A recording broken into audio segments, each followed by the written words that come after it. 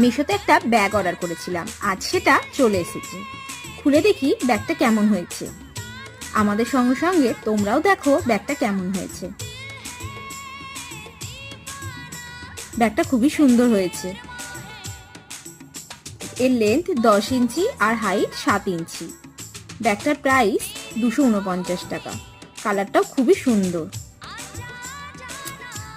আমি ব্যাগটার চেনগুলো খুলে দেখছি যে চেনগুলো সব ঠিক আছে কিনা।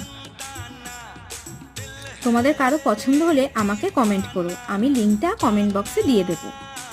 এরকম আরও ভিডিও পাওয়ার জন্য আমার চ্যানেলটি খুব তাড়াতাড়ি তোমরা সাবস্ক্রাইব করে দেবে। এখানেও একটা চেন আছে।